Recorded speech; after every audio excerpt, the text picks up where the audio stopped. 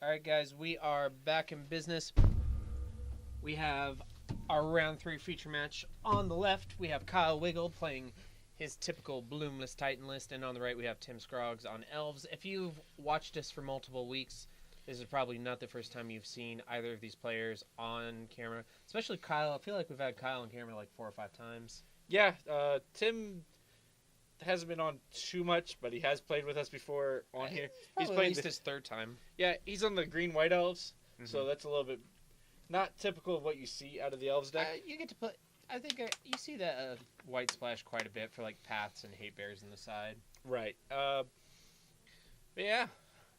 So Kyle said he's got some spice today that he's trying out. This deck always has spice. Oh, it's This entire deck is spice. No, it's even more spicy than what we've seen before. Is it? All right, well, we'll find out. Looks like he's going down to 6, though. Tim's keeping on 7. Right.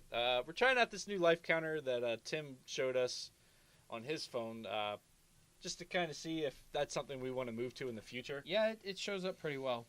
I mean, obviously it might be an issue because it requires us to always have a phone on the table. But right, but we also have tablets here at the store. We do have tablets. Well, and when Ron's here, we have a tablet. I'm sure that's something we could get that we use at the store anyways. Yeah, well, we'll see how it goes. I'm seeing a bunch of lands in a pact. And maybe at least one untapped land. He is keeping. All right, so I see 2 packs and an Explore, a Ghost Quarter, and 2 bounce lands. Right, so it looks like he's going to lead he's going to start off with that Ghost Quarter when he actually decides what he wants to do. Yeah, so he has to play the Ghost Quarter into a bounce land, which isn't great, but it's probably better than going to 5. Right. Especially when your Elves opponent is keeping 7.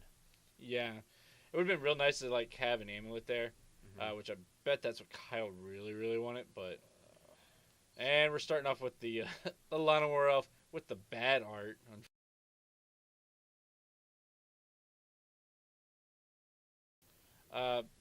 I like that art better.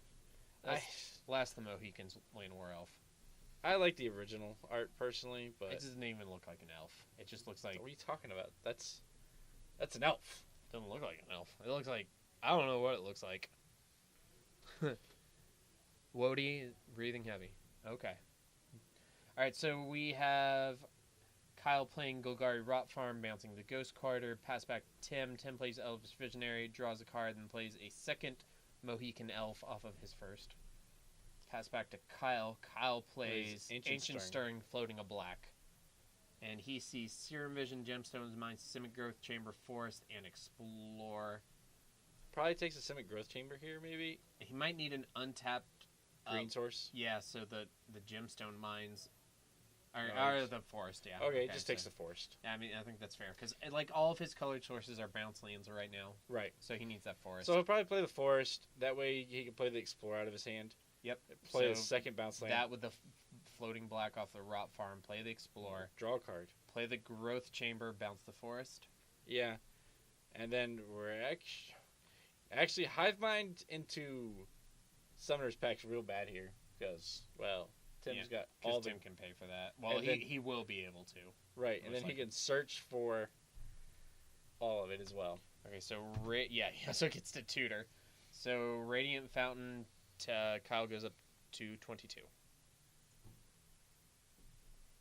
Passes back to Tim. Tim untaps upkeep and draw. I see an Azuri in Tim's hand. Other than that, he's doing a good job hiding it from us. The only thing I think there's a Windswept Teeth. I can't make out many of the cards he has. But I mean, like, he definitely has a good start. It's not like a broken Heritage Druid start. Right. But he's doing a good job. Like, he's at 4 mana. He can pay for the packs. He can cast Collect a Company. He's attacking for 2, which is not the most broken thing that this deck can do, taking Kyle from 22 down to 20. 20, yep. And pretty simple. Well, he's left up Collect a Company mana after playing that Windswept Teeth. Right, so pretty smart move there by Tim to leave it up. I don't know how familiar he is with the Bloomless Titan deck, but... I think he's played against it before. Right. So he may be aware that, like, I could just die at any second. Probably not from this point. I mean, I guess he could play the artifact off the Radiant Fountain and Right. then maybe play like Azusa, and then maybe like go into a Primeval Titan from there. But Right. So it looks like another bounce land returning the radiant. He's going to try to get as and much then value just off pass of back. it. Yeah, okay. So Kyle's playing this deck about as fairly as possible, and looks like Tim's going to let him rewind and switch out which land he played, which is fine. We're playing FNM. Yep. I would have allowed that as well. Yep. All right. So at Kyle's instep, Tim is going to Fetch fetch, your forest. probably cast a Collected Company or maybe a Chord for a 1 here. Because for 1, you go get Heritage Druid. Yeah. Because in those Llanowar Elves, they still only tap for 1 mana, but But then your Elvish Visionary and your Heritage Druid also tap for 1. correct. Yeah. And it is also just adding to your board for the Azuri that you have in your hand. And it's a collected company, like we thought originally. Shout out to Tim, just played in SCG Columbus, his first competitive REL event. Okay. First thing, he played the full 9 rounds, which almost no new players ever do in their first Open/GP. I Right. didn't. Finished 4 and 5, which, for your first big event like that, it's pretty decent. Started the day 1 and 3, and then rallied back to go 4 and 5. I gotta say, I'm impressed. Yeah, that's a pretty good showing. I'm glad he was able to make it out and do that. So he cast the collected company to a Draining Elite and a Elvish Mystic. Cody, Settle 1. We opened up our new location on November 1st. It is in Bridgeport, West Virginia, in the Meadowbrook Mall, where the old Dollar Tree used to be. Yep. That is open and currently being operated by Mike Tressler. They are ready for your business. Stop by anytime. Tell them that Ryan and Ryan sent you. And that sounds like a good time to tell you guys that I am Ryan O'Loughlin, and with me is Ryan Wolf. Hello again. If you're just tuning in, we're here from Horseman Comics and Gaming in Morgantown, West Virginia, and that is Azuri, the Renegade leader. With Nykthos. Oh my! And mana to activate the Nykthos, which means he can pump the team this turn. Yeah, this... I don't know if it's a lethal attack here. It's a good attack. Alright, so he's going to swing with 4, leaving up the Llanowar Elves, which means he can activate Nykthos and pump, which he's going to do. So he gets Devotion to green, which is 1, 2, 3, 4, 5, 6, 7. The overrun is 5, so he has 2 floating. So he gets to give his whole team +3/+3 and trample. Not that trample matters right now. So he is currently swinging for 17. No, yeah, that's rough. Goes from 20 down to 3. Kyle gains 2 life, back up to 5. Every inch matters. Oh, it's Travis. Hey, buddy. I probably could have guessed that based on his handle, but that's fine. Travis likes him some Storm. And, by the way, copying spells without actually casting them, there's a Hive Mind. Yeah. So Kyle's going to cast Hive Mind, and is going to... Tim gets to cast Hive Mind. Well, he gets to cast Summoner's Pact. Well, he gets to cast Summoner's Pact, correct. So, alright, let's bring this one up, because even though this is maybe commonly played, it's not intuitive, so we're going to bring up Hive Mind. Okay, so then Kyle also then plays a Pact of Negation on the Summoner's Pact. So that will give Tim a copy of Summoner's Pact, and, well, after we show you Hive Mind, what it does... Alright, Ryan, so go ahead and explain this.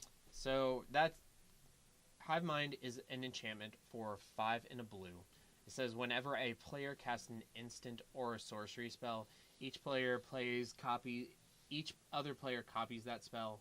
Each of those players may choose new targets for his or her copy. So basically, the way that win condition out of this deck works, this is the alternate win condition other than Primeval Titan in the Bloom Titan deck, is the player plays the Hive Mind, and then it plays a 0 mana Pact spell, either Summoner's Pact, Pact of Negation if they have something to counter, or Slaughter Pact. Something that their opponent won't be able to pay for. So they play it, Hive Mind triggers, their opponent puts a copy of that spell on the stack, then you pass back to their turn, and the Pact trigger on their upkeep triggers, and they have to pay for the Pact or lose the game.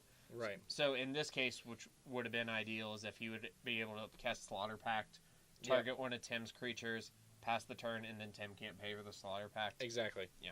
So that's one of the 2 win conditions out of the Bloom Titan deck.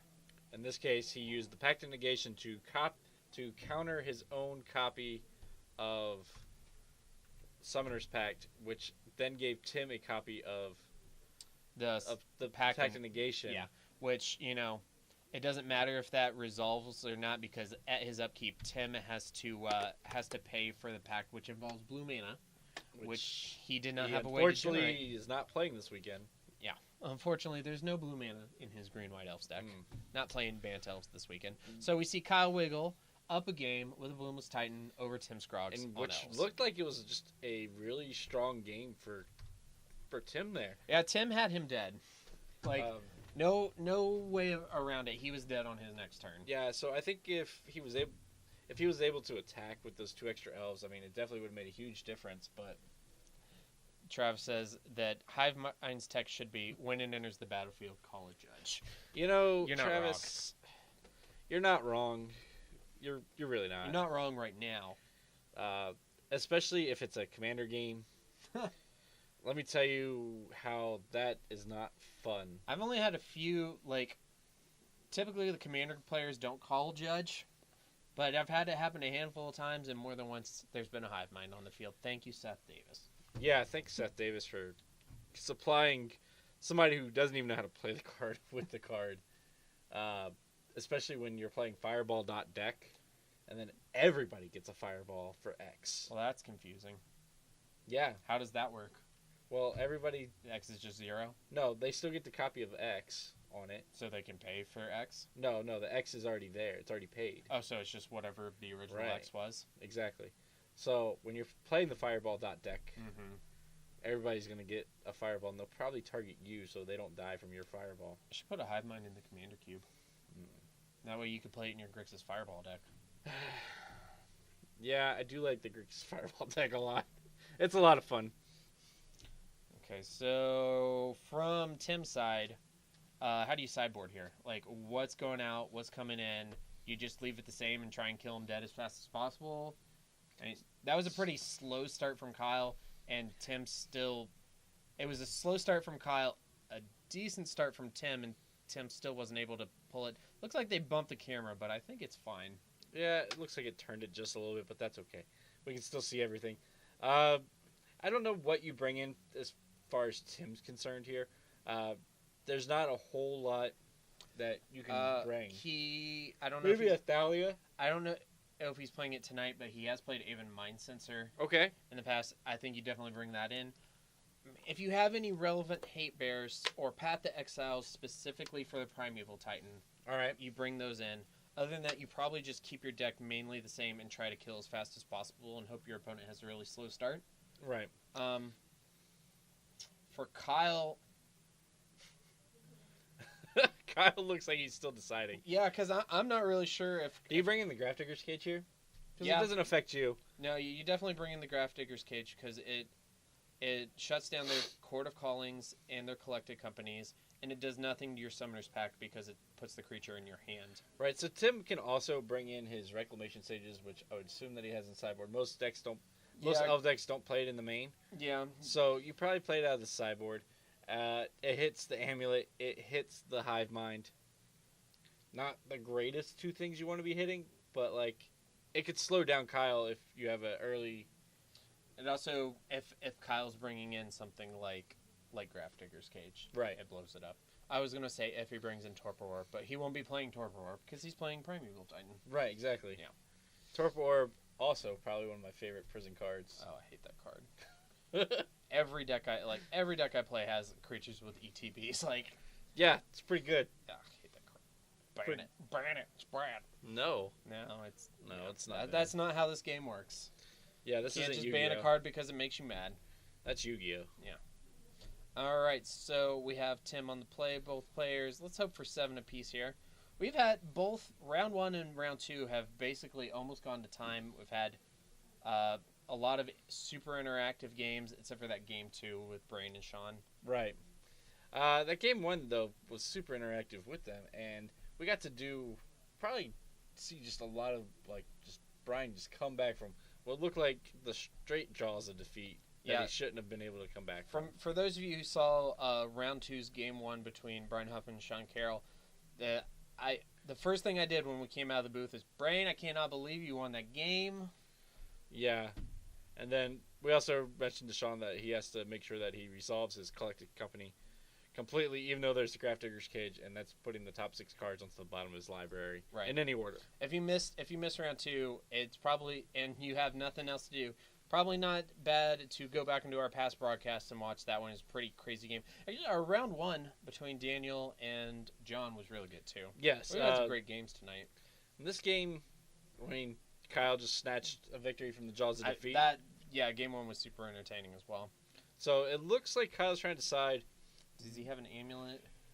I don't know. He has Grafdigger's Cage. I think that's a Grafdigger's Cage, and I think this is an Aether Hub. It is. Okay, so Aether Hub, energy count 1. He has an energy counter that's kind of hidden right there by our...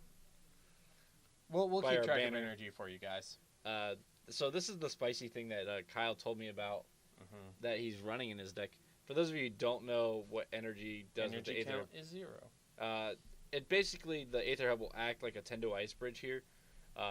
Better, though, because it's not legendary. Yep. So he gets an energy counter, which he can then use with the Aether Hub to cast a spell, use that counter to use for any colored mana. Right. Same thing with the Tendo Ice Bridge with the Ice counter. But what it does in this deck, though, he said that he's playing Aetherworks Marvel. So it's just another way to cheat prime times into play. Like, he's going to try to get a bunch of energy.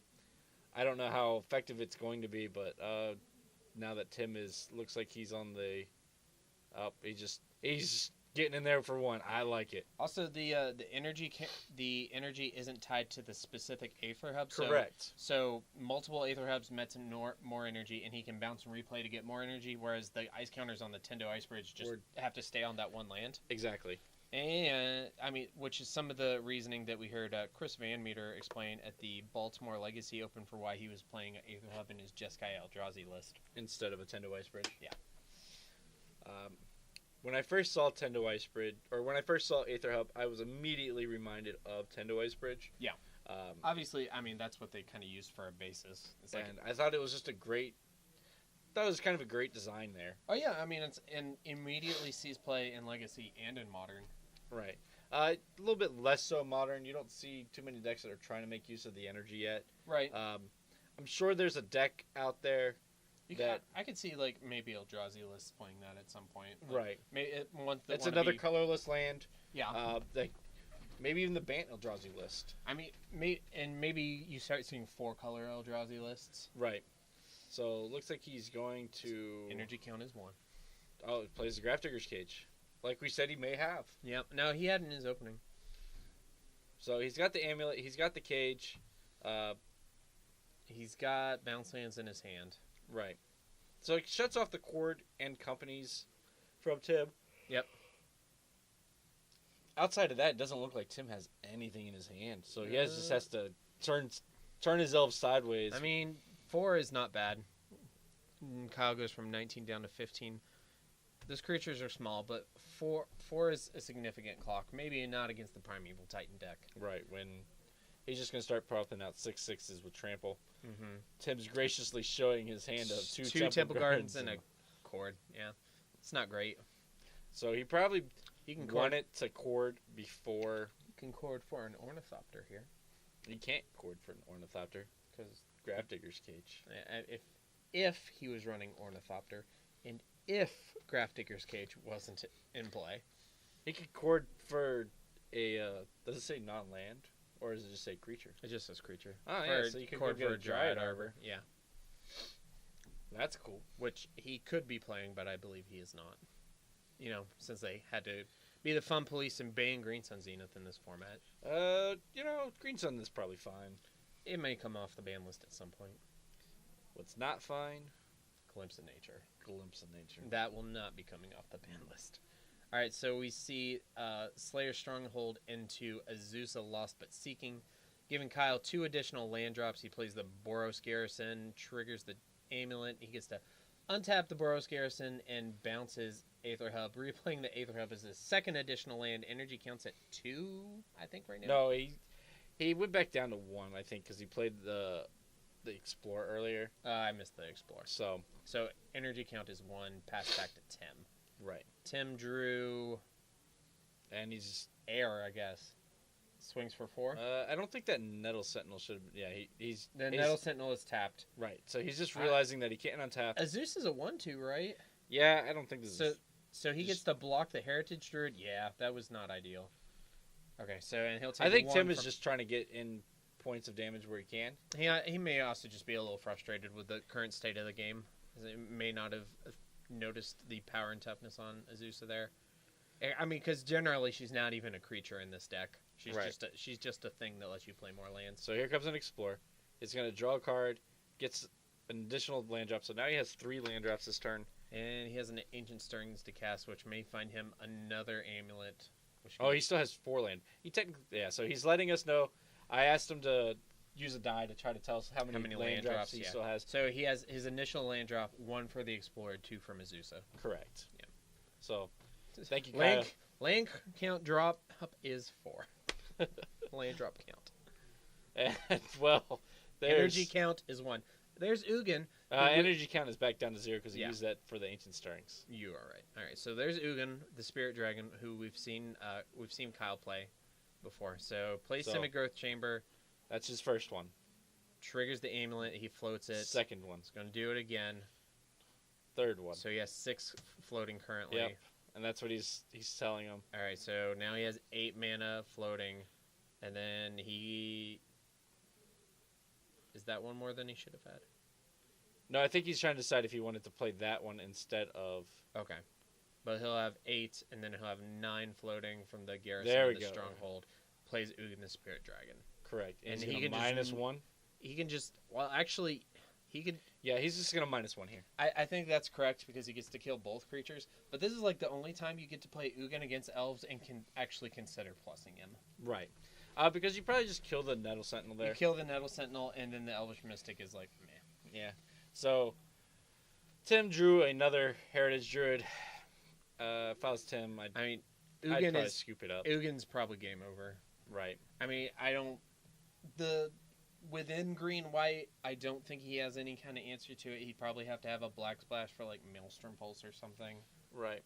And there's no way he's against Ugin. He's going to be able to build a board that can overwhelm him, because he can just now that Tim's on 1 creature a turn, most likely unless he draws Collected Company, Ugin can just plus and bolt. The every Collected creature. Company still doesn't do anything though, because he still has the cage in play. You're right. Yeah. So and even if he had Collected Company, then he just gets to minus Ugin and kill both creatures. And then he's attacking with the Azusa. Get in there with that 1/2. You know you're in a bad position when the Bloom players gets to attack with Azusa, because why not? Right. So and he didn't even activate the Slayer Stronghold. Yeah, he didn't. Maybe he's just saving it up for something even more spicy. I don't know. I'm not sure, because he could have activated the Stronghold, but I guess maybe he's waiting for like a Wolf Run or something. Maybe, I don't know.